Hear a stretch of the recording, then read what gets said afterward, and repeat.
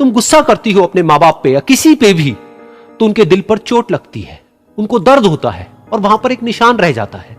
उस निशान को तुम चाह करके भी हटा नहीं सकती, फिर चाहे तुम उनसे जितना मर्जी माफी मांग लो।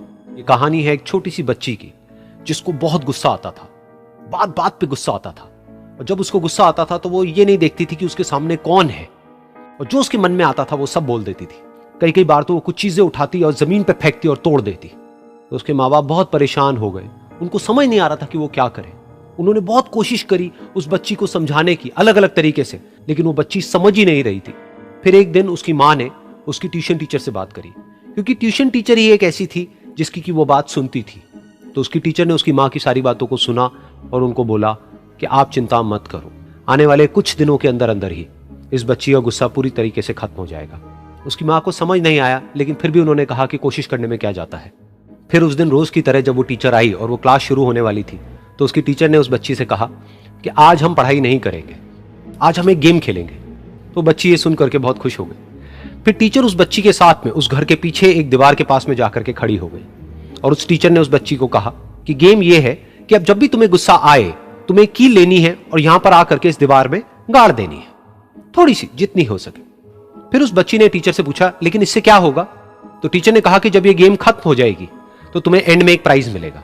फिर उस बच्ची ने बिल्कुल वैसा ही किया जैसे कि उस टीचर ने कहा था, यानी कि अब उसको जब भी गुस्सा आता तो वो जाती और जा करके एक कील उस दीवार में गाड़ देती। तो जैसा कि उस लड़की को बहुत गुस्सा आता था, तो पहले ही दिन वहां पर 10 से ज्यादा कीलें गड़ गई। लेकिन उन कीलों को गाड़ने के लिए उसको बार बार पीछे जाना पड़ता और जा करके उस कील को गाड़ना पड़ता। तो उसके दिमाग में आया कि जितनी मेहनत मैं लगाती हूं उस कील को गाड़ने में, उससे कम मेहनत में मैं अपने गुस्से को कंट्रोल कर सकती हूं। अगले दिन 8 कीलें गड़ी, उसके अगले दिन 6, फिर 4, फिर 3, फिर 2, फिर 1। फिर एक ऐसा भी दिन आया जब एक भी बार उसको गुस्सा नहीं आया और एक भी कील उस दीवार में नहीं गड़ी, और वो बच्ची बहुत खुश हो गई।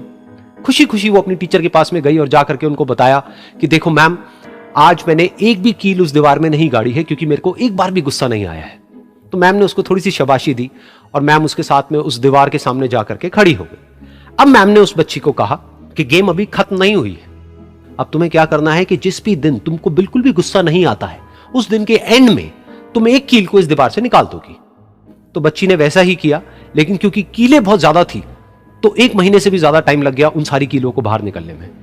लेकिन एक दिन ऐसा भी आया जब सारी कीलें उस दीवार से बाहर निकल गई।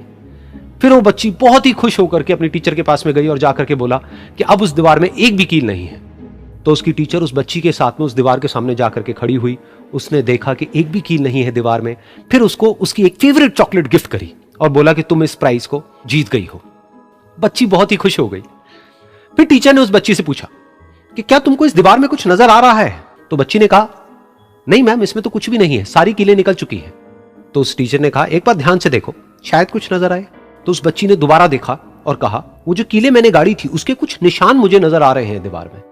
जब बच्ची ने ये देख लिया, फिर उसकी मैम ने उस बच्ची को कहा, जैसे तुमने इस दीवार में कील गाड़ी और अब तुम उस कील को तो निकाल सकती हो लेकिन उसके निशान को नहीं मिटा सकती, ठीक इसी तरह से होता है जब तुम गुस्सा करती हो। जब तुम गुस्सा करती हो अपने माँ बाप पे या किसी पे भी, तो उनके दिल पर चोट लगती है, उनको दर्द होता है और वहां पर एक निशान रह जाता है। उस निशान को तुम चाह करके भी हटा नहीं सकती, फिर चाहे तुम उनसे जितना मर्जी माफी मांग लो। ये सुनकर बच्ची को अपनी गलती का एहसास हुआ और वो रोने लगी और वो भागती हुई गई और अपनी माँ के पास में जाकर के उनसे गले लग गई और अपनी माँ को बोली कि मम्मा, मैं आज के बाद कभी गुस्सा नहीं करूंगी, मुझे समझ आ गया है मैंने क्या गलती करी। और उस दिन के बाद उस बच्ची ने कभी गुस्सा नहीं किया। अहंकार से भी खराब चीज होता है गुस्सा। देखिए, अहंकार उत्पन्न ही नहीं होगा जब तक आपको गुस्सा नहीं आए। आप ऐसे नॉर्मल बैठे हैं और आप किसी से कहिएगा कि तुम्हारी क्या औकात है, जब तक आपको गुस्सा ना आए। तो अहंकार एक पेड़ है और गुस्सा उस पेड़ का जड़ है। इसलिए गुस्सा जिस दिन आया उस दिन आप बर्बाद हो जाएंगे। किसी भी व्यक्ति को बर्बाद कराने के लिए सबसे जरूरी है गुस्सा दिलाना। आपको पता है, लोहार जो होता है, लोहार वो जानता है कि लोहे को हम ऐसे नहीं मोड़ सकते हैं, बहुत ही शक्तिशाली है। इसलिए लोहार ना इस लोहे को ना आग में डाल के इसे गुस्सा दिलाता है।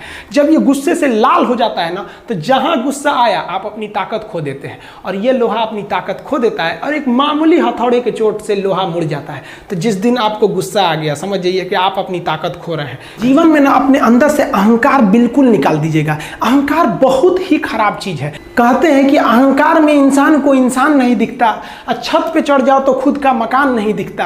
अहंकार नहीं करना चाहिए। छत को बहुत गुरूर था छत होने का, एक मंजिल और बनी और छत फर्श हो गया।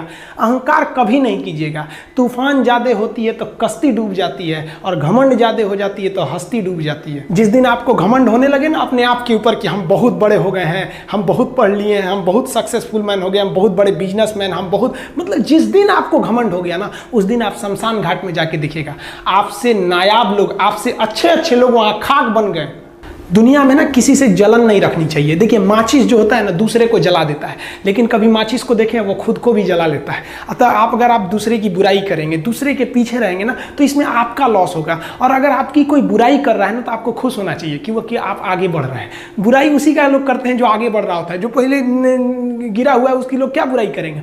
और जब भी आपकी कोई बुराई करे तो आप उसे सहज स्वीकार करें, और आप उसे प्रूव मत कीजिए कि हम ये नहीं हैं। हम लोग गलती क्या करते हैं स्टूडेंट लोग, कि प्रूव करने लगते हैं। नहीं, आपको अपने आप को इंप्रूव करना है। अगर कोई गलती हो गई है, आपको कोई बुराई कर रहा है, तो आप उसको सहज स्वीकार कीजिए। जिस दिन आपके अंदर अपनी बुराई सुनने की क्षमता आ गई, यकीन मानिए आप सफलता के दहलीज पे अपनी पहली कदम रख दिए उसी दिन।